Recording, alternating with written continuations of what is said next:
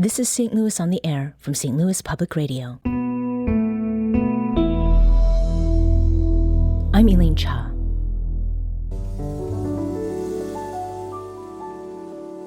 Hair discrimination targets Black people, especially Black women, and that's been true since they were allowed to enter the workforce. Policies around hair have put Black students out of classrooms and kept Black employees from jobs or career advancement. In 2019, a study by Dove found that a Black woman is 80% more likely than a non-Black woman to change her natural hair to meet social norms or work expectations. And a 2021 study, also by Dove, found that 66% of Black girls in majority white schools experienced hair discrimination. In recent years, lawmakers ranging from federal to municipal levels have worked to ban hair discrimination with what is called the Crown Act. CROWN is an acronym which means Create a Respectful and Open Workplace for Natural Hair, and the first act of its kind was passed in the state of California in 2019. Since then, other states and municipalities have adopted their own measures. The CROWN Act went into effect in 2021 in the city of St. Louis, and a statewide measure in Illinois took effect this past January. Missouri has yet to pass a similar law. Here to talk about local and statewide efforts to ban hair discrimination and the personal journey many Black people travel to embrace and love their own natural hair, we have Leslie Hughes, founder and CEO of the St. Louis nonprofit Frizzy by Nature and FrizzFest. Leslie, welcome back to the show. Thank you. I'm so excited to be here. We also have Gabrielle Hays, communities correspondent for PBS NewsHour based in St. Louis, and the vice president of the St. Louis chapter of the National Association of Black Journalists. Gabrielle, welcome to St. Louis on the Air. Thank you so much. Good to be here. Now, Leslie, let's go back to summer of 2017 when you and your family held the first ever FrizzFest. Tell us what FrizzFest is and what inspired you to put it together. So FrizzFest is a natural beauty festival. It was created to encourage self-love and inspire confidence among women. That really is the mission for our nonprofit, Frizzy by Nature. So FrizzFest is the movement behind that. It really pushes our mission forward. And I really came up with the idea for FrizzFest. It's kind of tenfold. A lot of things involved that decision, but a lot of it was I had experienced a lot of loss in my life, family members, including my mom. So just in a dark place, and just my mom being my biggest cheerleader, and always just that confidence boost, and I'm pretty, I'm so smart. So losing that, I for obvious reasons, went into a form of depression, self-hate, lost, passionless. I didn't know what I was supposed to be doing with my life. But prior to, I had just, I had went natural, my natural hair, and I had really got into the natural hair movement. So I think all those things came together, and I sat down with my brother and sister on the couch. It was New Year's Day. We were writing out our resolutions, and I first said I wanted to just have a short conversation with women, and then to talk about natural hair and products, tips, trips, and tricks to take care of your natural hair. But then decided, I was like, no, let's do something bigger. Yeah. Let's do something in the park. And I thought, a handful of people would show up, and St. Louis many handfuls. Yeah. Yeah. And what does going natural mean? So from a young age, I got what we call relaxers or perms to chemically straighten my hair. From when I can't remember when I got my first one. I think I was like second, third grade. So that I ended up going natural because I was graduating from college, and I went to a new beautician, and she cut a lot of my hair off, and I was able to see my natural curl pattern. Oh. And so I waited a few months later and cut all of my chemically straightened hair, and then for the first time back then, I felt like I was finally myself. Yeah. So that first FrizzFest that came together, how did that feel for you insofar as the reaction that you got from people who were there celebrating the same thing? It really just showed me I was doing the right thing. I was on the right path. Just for me to, it by far exceeded my expectations. So I knew from right then it was something that was needed and necessary in St. Louis. People had been yearning for a type of event like that. So it really just pushed me to keep going. Mm-hmm. So because of the loved ones that I have, friends who are like family, Yeah. I know that, black hair can be a contentious subject, one that causes a lot of consternation, anxiety. And this is true not only for black women, but also for black girls. So for those who are not aware of that because of the relationships that they have, why has natural black hair been a sore spot in conversation, even among black folks? I think, well, a lot of it, I think it's a lot just society and what we see on TV and in the media. And from, I know me, a young age, special holidays, get your hair straight, get curls or make sure your hair is done. And natural was unruly, it was messy, unkept. And I don't, that's not even from white society, but also within the black community as well. Sure. So, and then just, black women especially, we do all different types of hairstyles, whether it's natural or braids that I have now. I don't know, it's always like a feeling if you're entering a new space, like being able to be exactly who you are. There's a weird kind of feeling about that because you don't know how people are going to feel about it or take it, and you don't want to go into the workspace and get a million questions of how your hair is like that and things like that. So I think it starts not only from what we see but it also what we've been taught from our peers. Right. Now, Gabrielle, I mentioned at the top the Crown Act, and you've reported on the Crown Act. Most recently was this summer around efforts on the state level to ban discriminatory policies against black hair, and also about municipal efforts right here in St. Louis. Paint a picture for us about how black hair discrimination shows up specifically in schools. Yeah, it's a good question. I think most of us have seen the videos of children having to cut their hair off to participate in a sport, or you see the videos of a teacher cutting off a kid's hair in the classroom, right? And so these are things that we have seen happen in recent years, right? With young people either in the classroom or just trying to participate as a child in playing a game. But I think, as Leslie notes, when we talk about hair discrimination, as you say, we're not just talking about the experience of how we show up in workplaces, but it starts when we enter the classroom, right? And whether that's, as she noted, people touching your hair or commenting on your hair, or us changing our hair in hopes that those things won't happen to us, maybe to be a little more palatable to the people around us. So, we see it in multiple ways, right? Whether that is from your classmates or policy, right? So there are instances not only, across the country where we have policy that has very specific language that says that your hair has to be a certain type of way. And so you ask the question, well, who are those policies for? Or what do those words actually mean? Or on the flip side, we have instances where it's so vague to the point where, institutions can get away with anything, right? And so I think that it varies, I think that it happens at all levels. We learn this experience from a young age in the classroom, and it's something that you experience even when you step out of that classroom door. Yeah. And I think when we think about classroom, we do think of young students, but this is applicable also at the college level. So we're talking about people who are adults by law. An example of vague wording is this idea about hair being kept clean, trimmed, and groomed. And that comes directly from what's found in the dress appearance policy for Rankin Technical College, which is just down the street. And that was from their 2020-2021 handbook. You find similar language in the city of Brentwood's employee handbook. And another phrase that pops up is, quote, not extreme in design or fashion.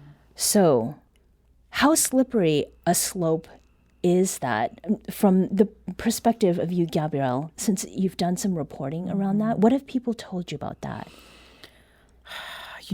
When you hear those words, you can't help but just have to take a breath, because the question is like, what does that mean and who exactly are you talking about?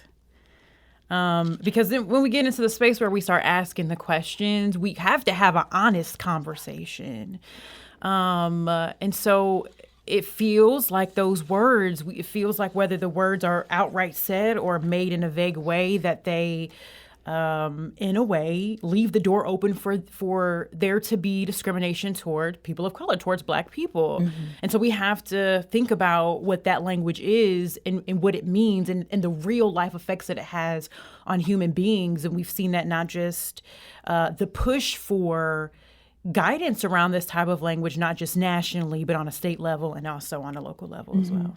Leslie, those you have met through your work with Frizzy by Nature and Frizz Fest, how many of them have stories that reflect the struggles that they have had around vagueness with policies? Yeah, I think more than not of women, more specifically Black women, have had experience in the workplace with discrimination against their hair. And discrimination, I mean, it could be anything from being pulled into the office, or again, like the questions and is that your real hair, or can I touch it, or how long did it take to get like that, or just like things like that, because it's still a setting that makes you feel uncomfortable. Mm-hmm. And then I think the sad part is about natural hair is that it is our natural hair, so it's naturally who we are. Yeah. So being told that who we are as ourselves is not good enough. Mm-hmm.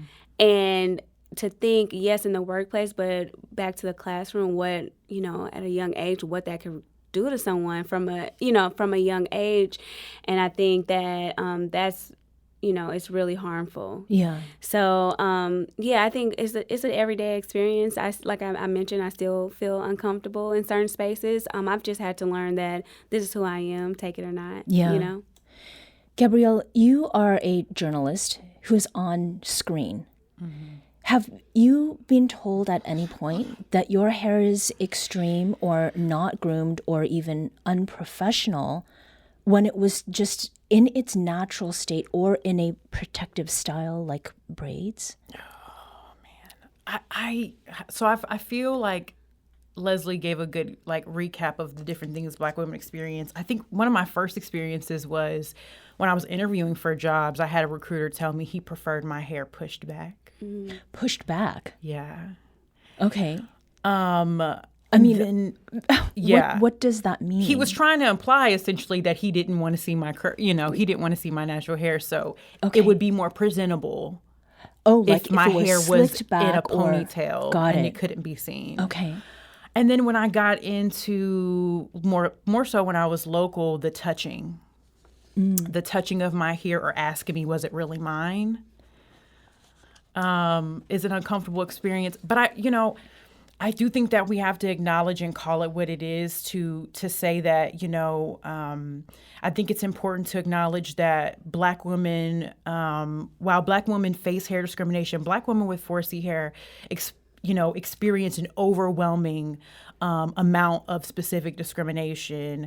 And I think that it's important to point that out. 4C hair is a thicker textured hair. 4C? 4C, okay. It's a hair texture. And I think that we have to call it what it is. So have I experienced hair discrimination? Yes, but I think that I have to acknowledge that my Black sisters who have thicker hair have had a really tough experience, not just in the schoolyard, not just in the classroom, but in the workplace. Mm-hmm. And I think it's important to point that out. And specific to that, Gabrielle, what are some of the details within the Crown Act that would prohibit hair discrimination against Black people? Yeah, that's a good question. I think, honestly, it depends on the act, right? Because they kind of differ by state, by municipality, by city. Some of them, as we noted, hit on both workplace and in schools. So I think that it runs the gamut, but I think that a lot of it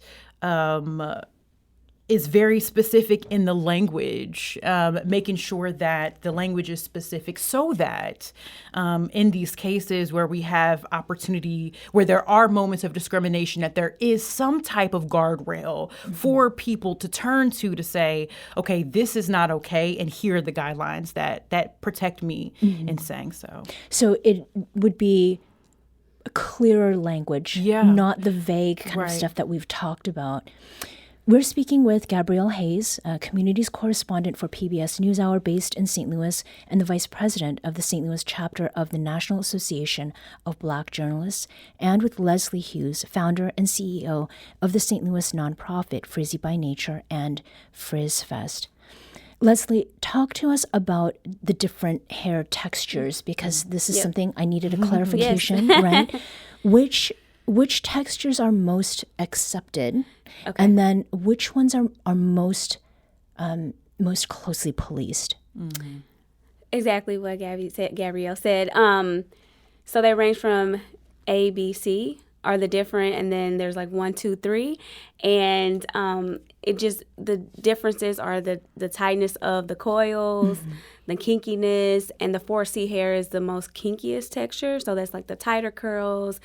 Maybe like draws up a little bit more, and that is a hair texture that is not as accepted as someone with a B to hair texture. And I think, and I'm glad that was brought up, because when natural hair kind of started to become a thing in the recent years, you would see a lot of models with natural hair textures, but it wasn't the 4C hair textures. It was the looser. Yes. Okay. It was the looser hair textures, where, and I want to say this in the right way, where they could or couldn't, they may or may not be black, and so I think that, and that's a whole nother, topic, but so definitely, and I think that's why there's been such a boom in natural hair care products that really care for all the different hair types. Now we're at a point, thank goodness, that you can go into a Target and find what you need for your hair, but it didn't. This is a really recent thing, where we're able to go. I can go into any store and find something specifically for my hair, and then that's a lot. I came up in a class I was taking, and you don't realize it. Now I do, but when you go to hotels, the conditioner and the shampoo that they place in those hotels, we cannot use. The black women cannot use that type of shampoo or conditioner. So I think on all levels, black women are discriminated by our hair texture in ways that we don't even realize. Yeah. So sort of thinking about the local in the context of what is going on elsewhere, the Crown Act has yet to be adopted at a state level in Missouri or at a federal level to protect the entire country, right, against black hair discrimination. But there are some smaller wins that have occurred within different states and even in cities, so St. Louis and Jackson County, which Kansas City is part of. Gabrielle, are all Crown Acts created equal? We talked about that a little bit earlier, because you're talking about a piece of legislation that is being pushed through in different states by different groups of people with different types of who maybe wrote them in different ways or for different needs. So they may all look a little bit different, right? We know that some of them, as I said, have both. The idea is that they would have both, protections for you in the workplace and at school. And we know that, when laws are passed in different states, maybe aren't able to get all of the wins in one bill. So I think that they do vary a little bit. But, as you noted, right, we don't have one in Missouri. One has not passed both the House and the Senate on a federal level. So we see local cities passing them, carving out spaces within states that haven't passed them in hopes to have those safer spaces. But even to go further, when we talk about Leslie, right? So we're in a state that hasn't passed one. We are in a city that has one. We're close to another one, but still even to go further than that to say, okay, we're going to create this space where we're not only going to acknowledge it, but we're going to celebrate it. And I think that's important. Mm-hmm. And I've been toggling back and forth between the two of you and asking about the Crown Act, what is there in law, and then what is it just, to live and exist? Because these things are not separate. They work together. And as you're talking, Gabrielle, about these different places and different policies and laws, we live in a bi-state region. If you go from one place to another, like you live in St. Louis, outside the city, and you work somewhere in Illinois or vice versa, we're looking at very different policies. So with FrizzFest, have you found that people are coming from sort of farther out, like they're drawn to this particular festival, partly because of what's not available elsewhere and because of the differences there are?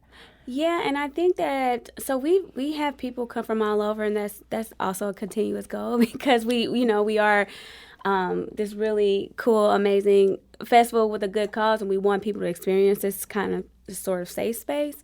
But I do think a lot of people come because it literally is a chance to be free and safe with who you are. And you mentioned earlier, and I can't remember the exact wording, no extreme hairstyles or anything like that. We encourage people to come out. Yes. And if you want to rock an extreme hairstyle that's purple, pink, blue, yellow, green, this is where you come and be yourself. And I do also stress that FrizzFest is not just a natural hair festival, it's a natural beauty festival. So whatever that means to you, however you want to wear your hair, whether it's natural or weaves or braids, that's where you can come and feel comfortable in doing so. So, yeah, I think people come from all over because it is a space. It's a space for us to be happy and inspired and joyful, being exactly who we are. So the final question, how will you be rocking your hair at FrizzFest? Gabrielle, do you know? I'm so excited. Okay. The first moment I talked to Leslie, I was like, Leslie, I want you to know I'll be at FrizzFest. My curls will be on their best behavior. And if they're not, that's fine too. Yeah. And I'm going to put flowers in my hair and I'm going to live my best life. And I'm excited. Yeah. Yeah. Leslie? I don't know. I think I might mix it up a little bit. Yes. I think I'm going to get a little side braid with flowers in it. Because I get hot. It's hot that day. There's a lot of running around. So I think I'm going to put it up a little bit. Yeah. Great. Thank you both so much for talking with me today. Leslie Hughes is founder and CEO of the St. Louis nonprofit Frizzy by Nature and FrizzFest. And Gabrielle Hays is a communities correspondent for PBS NewsHour, based here in St. Louis, and the vice president of the St. Louis chapter of the National Association of Black Journalists.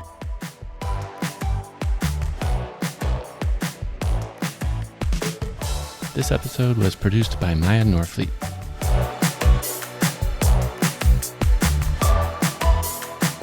Our executive producer is Alex Hoyer. St. Louis on the Air is a production of St. Louis Public Radio. Understanding starts here. St. Louis on the Air proudly supports local artists by using music from Life Creative Group. Do you find yourself regularly listening to episodes of St. Louis on the Air? Suggest us to a friend you think might enjoy our conversations, and leave us a review and rating on Apple Podcasts on the App Store. It's the simplest way to help people discover our show. Thank you. St. Louis Public Radio is a member-supported service of the University of Missouri St. Louis.